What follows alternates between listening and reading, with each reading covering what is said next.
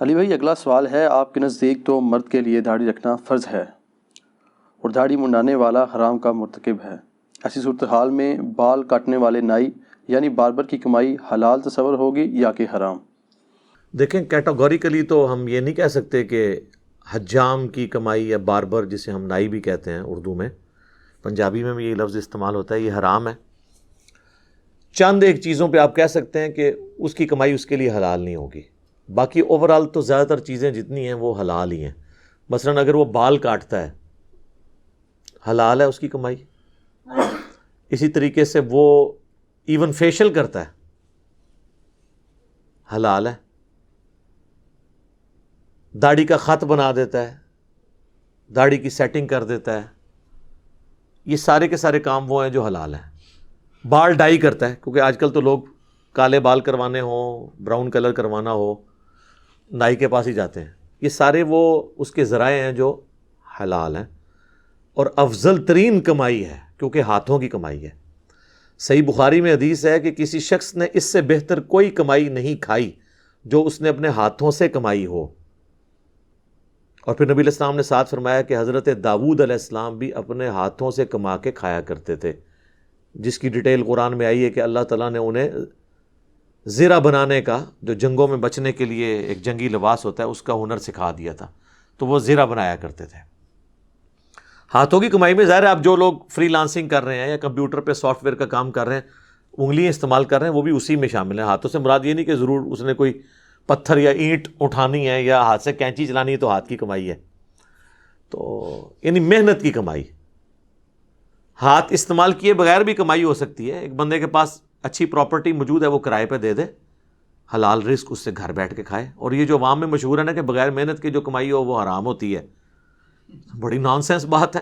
ایک بندے نے مارکیٹ کرائے پہ دی ہوئی ہے تو اس کی بس محنت یہ ہے کہ کرایہ ہی کلیکٹ کرنا ہے اس نے جا کے، باقی تو اس کو مل رہا ہے۔ تو ایسا نہیں ہے، حرام اسی وقت ہوگی جب کوئی کمائی حرام ہوگی۔ اسی طریقے سے گھر بیٹھے بیٹھے سب لوگوں کی کمائی حرام ہو جائے گی۔ ان کی ڈاکٹرن میں تو جب سونا جو ہے اچانک 30-40 ہزار روپیہ تولہ کے پیچھے بڑھ جاتا ہے تو گھر بیٹھے بیٹھے آپ کو نفع ہو جاتا ہے بغیر محنت کے زیورات کے اوپر، تو اسے حرام کہا جائے گا؟ نہیں، ایسا نہیں ہوگا۔ ہاتھ کی کمائی افضل ترین کمائی ہے، اور حتیٰ کہ یہاں تک آیا صحیح بخاری میں کہ نبی علیہ السلام نے فرمایا کوئی اللہ کا پیغمبر ایسا نہیں ہے جس نے بھیڑ اور بکریاں جو ہے وہ چرائی نہ ہو۔ تو صحابہ نے پوچھا یا رسول اللہ آپ نے بھی؟ فرمایا ہاں میں نے بھی بڑے تھوڑے سے معاوضے کے عوض اپنی ینگ ایج میں مکے کے لوگوں کی بکریاں چرائی ہیں۔ ظاہر ہے کہ ایک انبیاء کرام کی اللہ تعالیٰ نے ایک پریکٹس کروانی ہوتی ہے امت کے اعتبار سے۔ بکریوں کے ریوڑ میں بعض بکریاں بھیڑیں شرارتی ہوتی ہیں، وہ ریوڑ سے نکل جاتی ہیں، پھر انہیں لے کے آنا ہوتا ہے۔ تو یہ بیسیکلی پریکٹس ہو رہی ہوتی ہے کہ ایک طرح کے امتی نہیں ملیں گے آپ کو، ہمیں بھی تو ایک طرح کے اسٹوڈنٹ نہیں ملے ہوئے، تو سب کو ساتھ لے کے چلنا ہوتا ہے۔ ایسا نہیں ہوتا کہ آپ نے کسی پہ فتویٰ لگا کے اسے سائڈ پہ کرنا ہوتا ہے۔ اسی طریقے سے صحیح مسلم میں حدیث ہے، نبی صلی اللہ علیہ وآلہ وسلم نے فرمایا حضرت زکریا علیہ السلام کارپینٹر تھے، بڑھئی تھے، لکڑی کا کام کرتے تھے۔ یہ کوئی عیب والا کام نہیں ہے، صرف ایک چیز ہے کہ انسان کانشیس ہو کہ حلال کی کمائی ہو۔ اب منڈی میں جو لوگ کام کر رہے ہیں اگر وہ 2 نمبری نہیں کرتے تو حلال کی کمائی ہے، ان کی ہاتھوں سے کما رہے ہیں، لیکن بےایمانی نہ ہو، غرر نہ ہو، دھوکہ نہ ہو، کیونکہ صحیح بخاری میں حدیث ہے لوگوں پہ ایک زمانہ آئے گا کہ لوگ اس بات کی پرواہ کرنا چھوڑ دیں گے کہ ان کا رزق حلال سے آ رہا ہے یا حرام سے، بس وہ کہیں گے رزق آنا چاہیے۔ کیوں؟ کیونکہ جامع ترمذی میں حدیث ہے ہر امت کا کوئی نہ کوئی فتنہ ہے، اور میری امت کا فتنہ مال ہے۔ ہمیں نظر آ رہا ہے، یعنی آپ کسی بھی معاملے کو ڈیپ ڈگ کریں الٹیمیٹلی آپ کو مال کا فتنہ نظر آئے گا۔ فرقہ واریت میں بھی آپ کو مال کا فتنہ نظر آئے گا، کیونکہ جب علیحدہ علیحدہ فرقے بنیں گے تو چندہ بکس علیحدہ ہوں گی، مساجد الگ ہوں گی، اور مساجد یا چندہ بکس کے ساتھ مال جڑا ہوا ہے نا۔ آپ دیکھیں گے چھوٹی چھوٹی مسجدیں بھی مولوی اس کو جامع مسجد ڈکلیئر کر دیتے ہیں، کیونکہ جمعے والے دن چندہ زیادہ ملتا ہے۔ عام مسجدوں میں کون جا کے جمعہ دیتا ہے؟ جمعے کے علاوہ جا کے آپ کو چندہ ڈالتا ہے، لیکن جمعے والے دن تو وہ آگے سے آپ کو پتہ ہے وہ رومال پھیرتے ہیں اور باقاعدہ کمائی ہوتی ہے۔ اور جو لوگ پورے ہفتے کی نمازیں معاف کروانے کے لیے مسجد میں آئے ہوتے ہیں صرف جمعہ پڑھنے کے لیے، وہ جاتے ہوئے مولانا صاحب کے ہاتھ میں 500,000 کا نوٹ بھی رکھ جاتے ہیں۔ یہ 500,000 کا نوٹ ان کو فجر ظہر عصر مغرب عشاء پڑھنے والے نہیں رکھیں گے، جمعہ پڑھنے والے رکھیں گے، اس لیے مسجد کا جامع ہونا ضروری ہے، جامع ہوگی تو کمائی ہوگی، تو مال ایک فتنہ جوڑا ہوا ہے۔ تو حجام کی جو کمائی ہے، باربر کی، نائی کی، وہ درست ہے بشرطے کہ وہ حلال کام اس میں کر رہا ہو۔ بال کاٹنے میں بھی کوئی ایسا مسئلہ نہیں ہے، جو بال لوگ کہتے ہیں جی وہ زلفیں ہی رکھنی ہے، نبی علیہ السلام نے کوئی ایسی تفریق نہیں کی۔ سنن ابی داؤد میں حدیث ہے، حضرت علی رضی اللہ تعالیٰ عنہ اپنے سر پہ بال رہنے ہی نہیں دیتے تھے۔ وہ کہتے تھے جب سے میں نے نبی علیہ السلام سے سنا ہے کہ جس کا غسل میں ایک بال بھی خشک رہ گیا تو اسے عذاب دیا جائے گا، تو میں نے اپنے بالوں کے ساتھ دشمنی کی، میں نے اپنے بالوں کے ساتھ دشمنی کی اور سر کے بال منڈوا دیے، سارے بال منڈوا دیے۔ تو حضرت علی رضی اللہ تعالیٰ نے کوئی زلفیں نہیں رکھی ہوئی تھی، اور یہاں زلفوں میں پورا دین گھسایا ہوا ہوتا ہے۔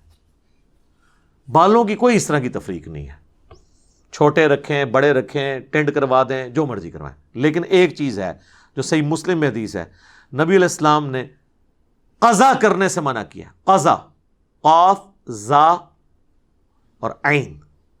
قضا یہ ہوتا ہے کہ آپ چند حصے کے بال ریموو کر دیں اور باقی حصے رکھیں، جس طرح فٹ بالرز نے آپ دیکھیں وہ لکیریں بنائی ہوئی ہوتی ہیں، یا بعض لوگ پیالہ کٹ اس طرح کا کرواتے ہیں کہ وہ سائڈ کے سارے بال شیو آف کر دیتے ہیں، اوپر کٹورا رکھتے ہیں۔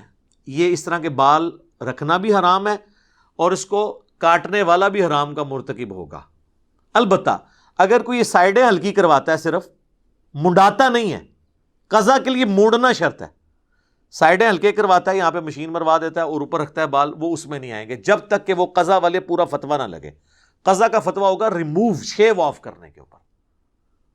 اور اب آپ کہہ سکتے ہیں کہ ایک بندے کے بال ہیں وہ جو مرضی کرے، باربر کو یا حجام کو کیوں گناہ ہوگا؟ اس لیے کہ سورۃ المائدہ میں ہے وَتَعَاوَنُوا عَلَى الْبِرِّ وَالتَّقْوَى وَلَا تَعَاوَنُوا عَلَى الْإِثْمِ وَالْعُدْوَانِ۔ نیکی اور پرہیزگاری کے کاموں میں ایک دوسرے کی مدد کرنی ہے اور برائی میں نہیں کرنی۔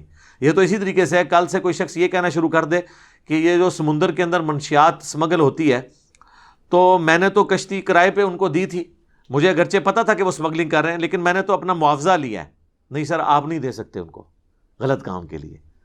نیکی اور پرہیزگاری کے کاموں میں ایک دوسرے کی مدد کرو، برائی میں الگ رہو۔ اسی طریقے سے داڑھی موڑنا حرام ہے مرد کے حق میں، قرآن میں واضح آیا ہے، سورہ النساء کی آیت نمبر 119۔ شیطان نے کہا تھا وَلَآمُرَنَّهُمْ فَلَيُغَيِّرُنَّ خَلْقَ اللَّهِ، میں تیری مخلوق کو ابھاروں گا، تیری بنائی ہوئی تخلیق کو وہ بدل دیں گے۔ عورت کو اللہ نے داڑھی نہیں دی ہے، مرد کو دی ہے، تو مرد کی داڑھی مونڈنا اس کی تخلیق بدلنا ہے، کیونکہ اللہ نے دی ہے رکھنے کے لیے۔ البتہ بعض اوقات ایسی چیزیں ہیں جو اس کو خلقت بگاڑنا ہی سنت ہے، جیسے ختنہ کروانا، وہاں پہ بھی آپ تخلیق بدلتے ہیں نا، لیکن وہ سنت ہے۔ بخاری مسلم میں حدیث ہے کہ یہ 5 چیزیں فطرت اور سنت سے ہیں، ان میں ایک ختنہ کروانا ہے۔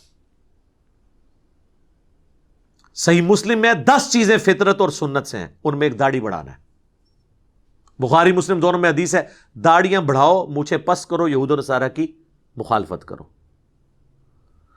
بخاری اور مسلم دونوں میں حدیث ہے ان مردوں پہ لعنت جو عورتوں کی مشابہت کریں، ان عورتوں پہ لعنت جو مردوں کی مشابہت کریں۔ تو یہ عورتوں کی مشابہت بھی ہے۔ البتہ اگر کوئی شخص چھوٹی چھوٹی داڑھی رکھ لے، داڑھی مونڈنا چھوڑ دے، چہرے پہ بال اس کے آ جائیں، جس طرح شاہد افریدی صاحب کی داڑھی ہے، اتنی چھوٹی داڑھی کسی نے رکھی ہوئی ہے، تو اب عورتوں سے اس کی مخالفت ہو گئی، وہ اس پہ کوئی گناہ کا فتویٰ نہیں لگے گا۔ بعض لوگ کہتے ہیں مونچھیں رکھنے سے بھی مخالفت ہو جاتی ہے، جی اتنے حصے میں ہوتی ہے، یہاں آپ عورت ہی ہیں، پھر بھی پوری کرنی ہوگی مونچھیں، اور کم از کم اتنی داڑھی کہ جسے عرف عام میں آپ داڑھی کہا جائے۔ پوری مٹھی رکھیں، ہم تو مٹھی کے بعد بھی نہیں کاٹتے، کئی بال لمبے، سنت ہے آپ رکھیں، کوئی مسئلہ نہیں، لیکن کم از کم اتنی داڑھی ہو جسے عرف عام میں داڑھی کہا جائے۔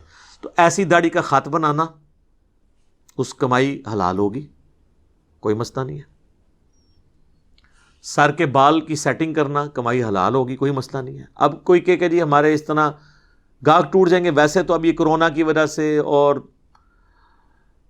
جو لوگوں کو ایک جراثیم کے حوالے سے ہائیجینک ایشوز ہیں، ان کی وجہ سے لوگ تو اب شیو تو عموماً گھروں میں ہی کرتے ہیں، سیدھی سی بات ہے، ان کو وہ بلیڈ کا ڈر لگا رہتا ہے۔ اس لیے آج کل حجام کا یہ والا کمائی کا پورشن بہت کم ہے، تو اس کے اوپر کمپرومائز کر لیں، لکھ کے لگا دیں کہ یہاں پہ داڑھی نہیں مونڈی جائے گی، باقی آپ کام کروائیں، لوگ آئیں گے یار۔ یہ نہیں ہوگا کہ وہ زیادہ تر تو چھوٹے بچے ہیں جن کو بار بار سر کے بال بنوانے کی ضرورت پڑتی ہے، ان کی تو داڑھی نہیں نکلی ہوئی ہوتی، تو آپ کا اپنا رزق چلتا رہے گا, اللہ اسی رزق میں برکت دے گا. باقی یہ کام اس طرح کے نہ کریں جو خلاف شرع ہوں, ضرورت ہی کوئی نہیں ہے. آپ باقی جدید جو اس وقت چیزیں چل رہی ہیں ان کو آپ سیکھیں, وہ کریں. مثلا فیشل آپ کو پتہ ہے آج کل مردوں کو بھی اتنا جوش چڑھا ہوا ہے کروانے کا, تو آپ یہ والا فن حاصل کر لیں. اور مجھے تو پتہ چلا ہے کہ مولوی بھی فیشل کرواتے ہیں, اور تو ظاہر ہے مولویوں کا فیشل بھی کریں, کوئی مسئلہ نہیں ہے. حجام کی کمائی آپ کی وہ حلال کی کیٹیگری میں فال کرے گی, لیکن ایسا کام نہ ہو کہ جس میں یعنی شریعت نے اس کو حرام قرار دیا ہو اور آپ وہ کریں. پھر ظاہر ہے کہ ہم آپ سے کہیں گے کہ وہ والا پورشن آپ کا حلال نہیں ہوگا. اور حلال اور حرام کے کیس میں آپ ہمیشہ یاد رکھیں, کسی بھی کمائی کو مطلقاً حرام نہ کہا کریں, اس کا کوئی پورشن حرام ہو سکتا ہے. ایون بینک کی نوکری جو ہے یہ بھی مکمل طور پہ تو حرام نہیں ہو سکتی. مثلا بینک جو بل جمع کرتا ہے, لاکرز میں لوگوں کے پیسے کی حفاظت یا زیورات کی حفاظت کرتا ہے, یا آپ کو اکاؤنٹ میں حفاظت کے طور پہ آپ پیسے گھر میں تو نہیں رکھ سکتے. یہ وہ ساری چیزیں جو ان کے حلال ذرائع ہیں. حرام ذرائع تو وہ ہوں گے کہ وہ جب سودی قرضہ لوگوں کو دیں گے, اور وہ بھی عام کنونشنل بینکنگ میں. اسلامک بینکنگ میں تو اس طرح کا پرسنل لون نہیں دیا جاتا, وہاں منی اگینسٹ گڈس ہوتا ہے, وہ تو معاملہ بالکل درست ہے. لہذا حلال اور حرام کے اعتبار سے یہ ساری چیزیں دیکھا کریں. لوگ فوراً فتویٰ لگا دیتے ہیں, اور اس میں یہ بھی میں عرض کروں کہ کسی کام کو نیچ بھی تصور نہ کریں, یہ ذہن میں رکھیں. ہم جن کاموں کو بعض اوقات سمجھ رہے ہوتے ہیں یہ تو کمی کمینوں کے کام ہیں, ایسا نہیں ہوتا. یہاں کسی کو ترخان کہہ دینا آپ تو وہ برا سمجھتا ہے اس چیز کو. تو صحیح مسلم میں نے حدیث نہیں بتائی کہ حضرت زکریا علیہ السلام بھی ترخان ہی تھے, کارپینٹر تھے, بڑھئی تھے. کسی کو لوہار کہیں برا لگتا ہے. تو صحیح بخاری میں ہے کہ حضرت داؤد علیہ السلام زیرہ بناتے تھے, وہ لوہار تھے. ٹھیک ہے. اور بھیڑ بکریاں چرانے والے جو لوگ ہیں ان کو تو سب سے نچلے درجے میں ہی رکھتے ہیں لوگ. ٹھیک ہے. اور وہ تو صحیح بخاری میں ہے کہ سارے انبیاء یہ کرتے رہے. لو کر لو گل. جب صحابہ نے پوچھا یا رسول اللہ آپ بھی, فرمایا ہاں میں نے بھی بڑے تھوڑے داموں کے عوض مکے کے لوگوں کی بھیڑیں بکریاں میں نے چرائی ہیں. پیغمبروں نے رول ماڈل بننا ہوتا ہے. تو کسی کام, حضرت علی ابن ابی طالب کنویں کھودا کرتے تھے, وہ مشین لگا کے نہیں سر, ہاتھ سے. کتنا مشکل ٹف کام ہے, تو اس چیز کو کوئی عیب نہیں سمجھتے تھے. حضرت ابوبکر صدیق بھی تجارت کیا کرتے تھے. صحیح بخاری میں آتا ہے نا کہ جب حضرت ابوبکر صدیق خلیفہ بنائے گئے تو انہوں نے پہلا تقاضا یہی رکھا, کیونکہ حضرت ابوبکر صدیق مسلح اٹھاتے اور پیچھے سونے کی کانیں ہوتی, یہ تو نہیں ہوتا تھا. تو یہ تو صرف بابوں کی کہانیوں میں ہوتا ہے نا. تو صحیح بخاری کے الفاظ ہیں, حضرت ابوبکر صدیق رضی اللہ عنہ نے کہا کہ دیکھو لوگوں, تمہیں پتہ ہے میرا کاروبار بڑا اچھا چل رہا تھا, اب تم نے حکومت کی ذمہ داری میرے ذمہ کر دی ہے, تو میرے بیوی بچے کہاں سے کھائیں گے. ان کو کہنا یہ تھا کہ حضرت آپ کے قدموں سے جو خاک اڑے گی, سر آپ بھی نہیں, حضرت واشی کے قدموں سے بھی جو خاک اڑ کے ان کے گھوڑے کے نتھروں میں بیٹھے گی, اس کو بھی کوئی غوث قطب ابدال نہیں پہنچ سکتا. حضرت آپ کا تو مرتبہ ہی بہت اونچا ہے. جب غوث قطب ابدال جو ہے وہ اٹھائیں گے مسلح تو نیچے سونے کی کانیں ہوں گی, اور وہ استنجے کے لیے ڈھیلے مانگیں گے, تو جس ڈھیلے کو ان کا مرید ہاتھ لگائے گا وہ سونا بن جائے گا. تو سرکار تسی بھی ڈھیلے 2-4 دے دیو انہوں, کارلے کھاندے پیندے رہن گے. تو صحابہ نے باقاعدہ مشورہ کیا, اور بخاری کے الفاظ ہیں, انہوں نے کہا کہ مسلمان مال غنیمت سے ابوبکر اور ان کے گھر والوں کا خرچہ اٹھائیں گے, اور ابوبکر جو ہیں وہ مسلمانوں کے حکومت کے امور کو چلائیں گے اس کے عوض. جناب یہاں بھی آپ دیکھیں نا, وہ ہر آئے دن ایک بھائی آتا ہے اور کہتا ہے جی میں سب کچھ چھوڑ چھاڑ کے دین کے لیے وقف ہونے لگا ہوں. 4 دہاڑے سمجھ آ جائے تو وقف ہو گئے, تسی انج نہیں وقف ہویا جا سکتا. یہ جو لوگوں کو شوق چڑھا ہوتا ہے نا, میں نے وقف ہو کے پھر میں نے اللہ کے لیے وقف ہو جانا چاہیے, میں نے جناب پھر دین کا کام کرنا ہے. جناب وہ بعض وہ مزاح کے طور پہ کہتے ہیں نا جی 5 فرض تو آئے نا دین کے, اور 6واں فرض جو ہے نا وہ روزگار ہے یا روٹی ہے. میں کہتا ہوں جی بعض اوقات یہ پہلا فرض بن جاتا ہے, کیونکہ مفلسی انسان کو کفر کے قریب بھی لے جاتی ہے. ٹھیک ہے. تو اس لیے دین کا کام پیرلل میں ہی کریں, یا اپنے ایسے ریسورسز مینیج کر لیں کہ جس میں اگر آپ فل ٹائم دین کے لیے وقف ہو جائیں تو پھر آپ اپنے معاملات کو لے کے چل سکیں. اور صرف یہ ایک فیکٹر ہے, اس کے بعد آپ نے دین کی تبلیغ نہیں کرنی, دین کا علم حاصل کرنا ہے. تبلیغ کا شوق پہلے چڑھا ہوتا ہے, پتہ کچھ بھی نہیں ہوتا. اور بعض لوگوں کو شوق ہے تبلیغ کرنے کا, اور وہ کہتے ہیں جی ہم نے تو بس غیر مسلموں کو بھی اسلام کی دعوت دینی ہے، ہم نے تو فلاں کو بھی اسلام کی دعوت دینی ہے، اور خود ان کو اسلام کلیئر ہی نہیں ہے. غیر مسلموں کے اعتراضات کیا، ان کو تو مسلمانوں کے مسئلے کلیئر نہیں. تو پہلی بنیادی چیز ہے وہ علم حاصل کریں، اس کے بعد ان سارے معاملات کو لے کے چلیں. لیکن فائنینشیل اپنے جو ایشوز ہیں ان کو ضرور ریزالو کریں حلال اور حرام کی تمیز کے ساتھ. اور جو لوگ دین کے لیے اس طریقے سے وقف ہو سکتے ہیں، یعنی ان کو اپنی وراثت میں اچھا خاصا حصہ مل گیا ہے، ایسا کہ ان کی کوئی مارکیٹ ہے کرائے پہ دی ہوئی ہے، یا ان کے مکان ہیں کرائے پہ ہیں، اور ان سے ان کی منتھلی انکم اتنی ہوتی ہے، تو ان کو تو کوئی ضرورت نہیں آگے پیسہ مزید بنانے کی، اگر ان کے اندر کمپیٹنسی ہے دین کا کام کرنے کی. یہ کمپیٹنسی آئیڈینٹیفائی آپ نے کرنی ہے. اگر کمپیٹنسی نہیں ہے تو پھر آپ پیسہ اور کمائیں اور دین پہ اپنا مال لگائیں. ڈاکٹر سراج صاحب نے بڑی اچھی بات کی ہے. وہ کہتے ہیں میں نے جوانی میں، یعنی جوانی سے مراد 40 سال کی عمر میں کنکلوڈ کر لیا تھا کہ میں جو مرضی ہو جائے مودودی صاحب کی طرح میں رائٹر نہیں بن سکتا، میری رائٹنگ پاور نہیں ہے، یہ میری کمپیٹنسی ایریا میں ایک کمزوری ہے. کہتے ہیں لیکن میری سپیکنگ پاور، میں نے اسی وقت دیکھ لیا تھا کہ میری سپیکنگ پاور والا ایسا معاملہ ہے جو اللہ نے مجھے ایسا ملکہ دیا ہے جو چند لوگوں کو ہی ملا ہے، تو میں نے بس سارا زور اسی میں کھپا دیا. تو دیکھیں اب آپ، اگر وہ کہتے ہیں میں نے تفسیر لکھنی بھی ہے، میں نے یہ بھی کرنا ہے، میں نے وہ بھی کرنا ہے، پھر ایک کام بھی صحیح طریقے نال نہیں سی ہونا. اور پھر وقت کی ضرورت کیا ہے؟ مودودی صاحب کی تفسیر کتنے لوگ پڑھیں گے تفہیم القرآن، لیکن بیان القرآن اور ڈاکٹر سراج صاحب کے لیکچرز زیادہ لوگوں تک پہنچے. اور بعض لوگوں کو تو مودودی صاحب کا تعارف ڈاکٹر سراج صاحب کی وجہ سے ہوا ہے، ویڈیوز کی وجہ سے. تو اس لیے ہم نے بھی اپنا ایک یہ ایریا آئیڈینٹیفائی کر لیا کہ بھئی ہم ویڈیوز کے ذریعے کریں گے. لیکن یہ اللہ کا شکر ہے میں نے سب سے مشکل ٹاپک اڈاپٹ کیا، اختلافی موضوعات. اور صرف اس پہ اکتفا نہیں کیا، ہر مسئلہ جو دین سے ریلیٹڈ ہے، چاہے نان مسلم سے ریلیٹڈ ہے چاہے مسلم سے ریلیٹڈ ہے، چاہے وہ فقہی مسئلہ ہے چاہے عقیدے کا مسئلہ ہے، اس کو ماسٹر کر کے تو یہ چیزیں ریکارڈ کریں گے. لیکن یہ ان ساری چیزوں کو پھر پیرلل میں آپ نے ان چیزوں کو مینیج کر کے چلنا ہے. ٹھیک ہو گیا جی؟ جزاکم اللہ خیر.